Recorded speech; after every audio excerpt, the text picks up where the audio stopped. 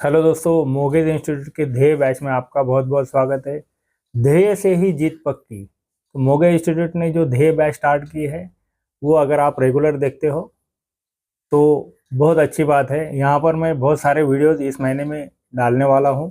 तो आज हम देखने वाले हैं 3D कॉम्पोजिशन। तो 3D कॉम्पोजिशन में क्या है, तो बेसिक शेप्स कैसे आएंगे, शेडिंग कैसा होगा, तो ये सारी डिटेल चीज़ें यहाँ पर मैं बताने वाला हूँ। तो चलो दोस्तों, स्टार्ट करते हैं वीडियो।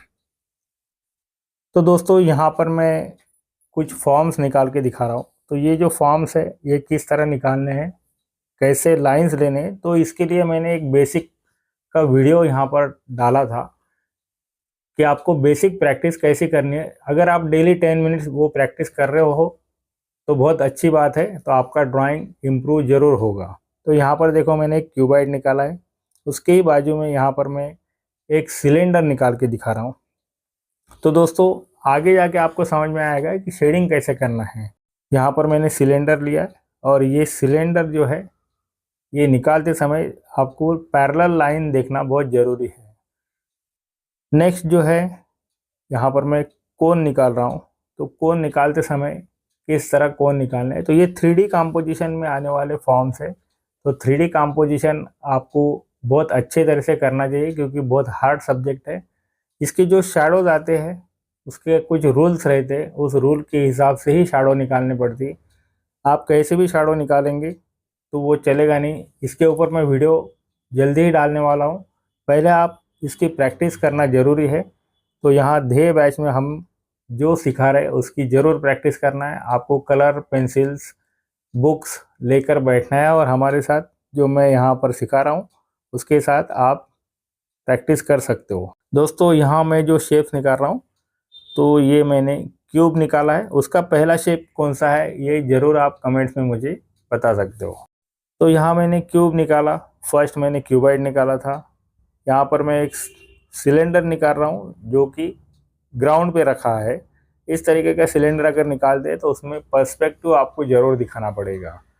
अगर आप दोनों भी शेप सेम लेते हो तो ये आपका ड्राइंग गलत हो सकता है। तो ड्राइंग निकालने के लिए हमेशा याद रखो कि थोड़ा सा पर्सपेक्टिव का नॉलेज होना ज़रूरी है। तो अगर आप चाहते हो कि हमें पर्सपेक्टिव सीखना है तो ज़रूर मुझे कमेंट्स कर सकते हो। मैं पर्सपेक्टिव के भी वीडियो यहाँ पर अपलोड करने वाला हूँ। तो ये बेसिक प्रैक्टिस मैंने पहले आपको बताई थी, वही बेसिक प्रैक्टिस यहाँ पर फिर से मैंने बताया। तो इसके बाद मैं अभी शेडिंग करके दिखाने वाला हूँ। तो शेडिंग करते समय देखो, यहाँ पर मैंने जो पेंसिल ली है ये 4B की पेंसिल है। हमेशा शेडिंग करते समय हाथ के नीचे एक रफ पेपर रखना जरूरी है।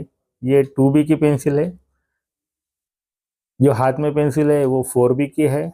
उसके बाद में यहाँ HB की पेंसिल है, ये नटराज की HB की पेंसिल। मैं कोई पेड प्रमोशन नहीं कर रहा हूँ। यहाँ पर दूसरी एक पेंसिल है जो डोम्स की है, HB की पेंसिल। तो ये दो HB की पेंसिल है, एक 2B की और एक 4B की। मैं हमेशा बोलता हूँ कि आर्ट लाइन के पेंसिल यूज़ करो जो सस्ते और अच्छे हैं। तो ये कोई पेड प्रमोशन नहीं है। तो यहाँ पर मैं 4B की पेंसिल यूज़ करके आपको शेडिंग करने वाला हूँ। जो शेडिंग है वो आपको करके दिखाने वाला हूँ। तो शेडिंग करते समय आपको बहुत केयरफुली शेडिंग करना है। वैसे तो हमारे पास इरेज़र है, अगर बाहर कुछ पेंसिल जाती है तो ज़रूर आप उसका यूज़ कर सकते हो। तो दोस्तों 2D composition, 3D composition, memory drawing, portrait, full figure, decode, ये सब वीडियोस मैं इस यहाँ पर डालने वाला हूँ।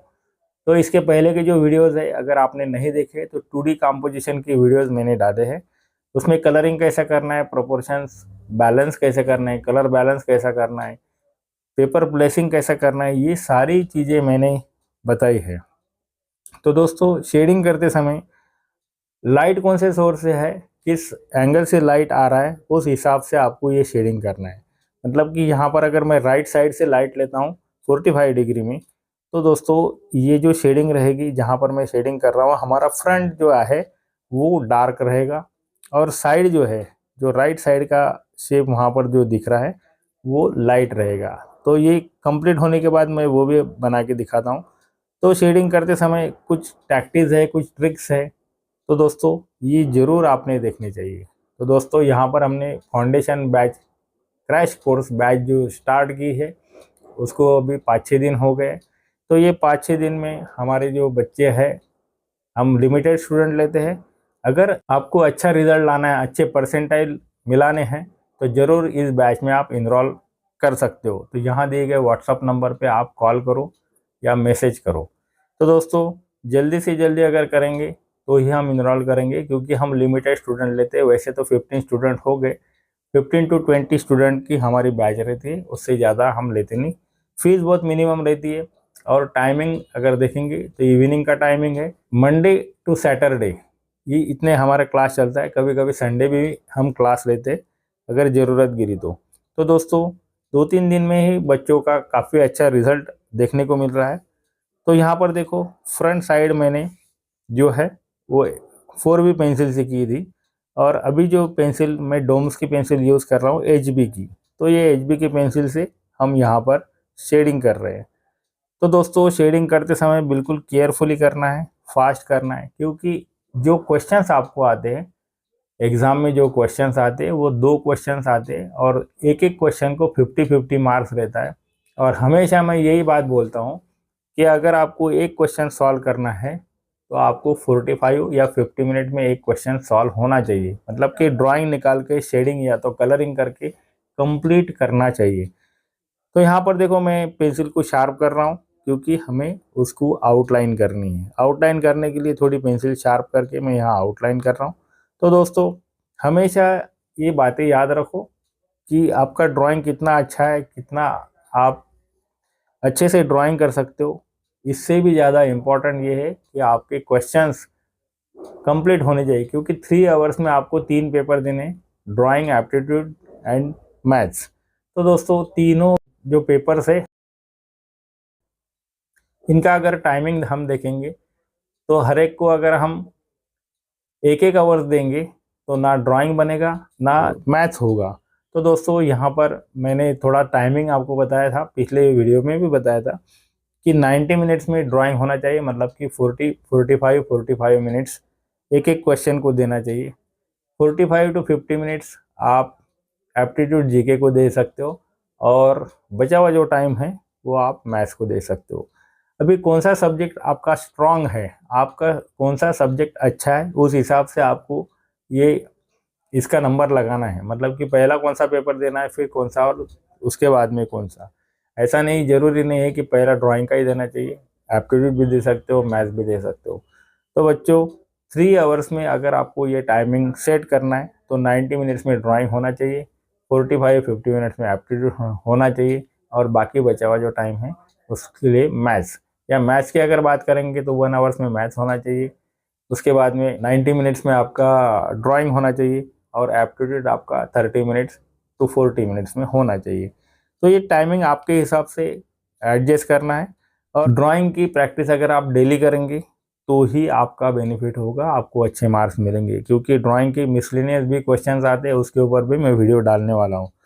तो दोस्तों, यहाँ में कोन की शैडो कैसी है, तो मैंने लाइट सोर्स जो लिया है वो राइट साइड से लिया है। तो हमेशा याद रखो, अगर लाइट सोर्स राइट साइड से बोला है तो डार्क जो पार्ट आएगा वो लेफ्ट साइड आएगा। तो दोस्तों, फिर से यहाँ बता रहा हूँ कि ये मैं बिल्कुल बेसिक से आपको सिखा रहा हूँ। इसका कंपोजिशन करके दिखाऊंगा, उसके शैडोज कैसे आते हैं वो बताऊंगा। क्योंकि शैडोज आप कैसे भी नहीं निकाल सकते हो, उसके लिए कुछ रूल्स रहता है, और वो रूल के हिसाब से निकालेंगे तो ही आपको अच्छे मार्क्स मिलेंगे, या जो ड्राइंग किया है वो करेक्ट आपका ड्राइंग होगा। तो दोस्तों, अगर यही चीज़ें आपको सीखनी है, जैसा कि मेमोरी ड्राइंग है, मेमोरी ड्राइंग आप अगर बनाएंगे तो कितना टाइम लगता है, तो 45-50 मिनट्स में होना चाहिए। उसके कुछ ट्रिक्स है, कलरिंग कैसा करना है, कंपोजिशन कैसा करना है, और कितने फास्ट आप ड्राइंग कर सकते हो, उसके कुछ ट्रिक्स मैं हमारे क्लास में बताता हूँ। और इसलिए हमारा जो रिज़ल्ट है ये इंडिया में टॉप है। लास्ट ईयर अगर देखेंगे आप, तो लास्ट ईयर का हमें 20 स्टूडेंट को 99 प्लस परसेंटाइल ड्राइंग में आया है। तो दोस्तों, नेक्स्ट जो है, ये पिरामिड को मैं यहाँ पर शेडिंग करके दिखा रहा हूँ। तो पिरामिड की शेडिंग कैसे होती है, तो यहाँ मैंने कोन की शेडिंग करके दिखाया है। तो कोन जो है ये राउंड रहता है, इसलिए यहाँ पर जो शेडिंग रहेगी वो सॉफ्ट आएगी। लेकिन पिरामिड की जो शेडिंग है वो, जैसा हमने क्यूबाइड की शेडिंग की उसी तरह ये पिरामिड की शेडिंग होगी कि एक पार्ट आपको डार्क करना पड़ेगा, दूसरा पार्ट उसको मिडल टोन करना पड़ेगा। और कोन और सिलेंडर के शेडिंग जो राउंड रहते हैं वहाँ पर आपको सॉफ्ट शेडिंग करनी पड़ेगी। तो राउंडिटी के हिसाब से आपको उसके पार्ट नहीं दिखने चाहिए, डार्क टू लाइट, ये एकदम सॉफ्ट मर्ज होना चाहिए। तो यहाँ पर जो शेडिंग मैं बना रहा हूँ तो इस तरह ये शेडिंग बन गई। साइड का जो शेप है उसको मैं लाइट पेंसिल से, मतलब कि यहाँ पर मैं नटराज की पेंसिल यूज़ कर रहा हूँ। फिर से बोल रहा हूँ, जो पेंसिल्स के नेम मैंने लिए कंपनी के नेम लिए, ये कोई पेड प्रमोशन नहीं है। तो दोस्तों नीचे जो जो बाकी शेप फॉर्म्स मैंने निकाले, नीचे जो बाकी फॉर्म्स निकाले, उन फॉर्म्स को आपको शेडिंग करना है। और हमारा जो व्हाट्सअप ग्रुप है उस व्हाट्सअप ग्रुप पे आप ज़रूर सेंड कर सकते हो।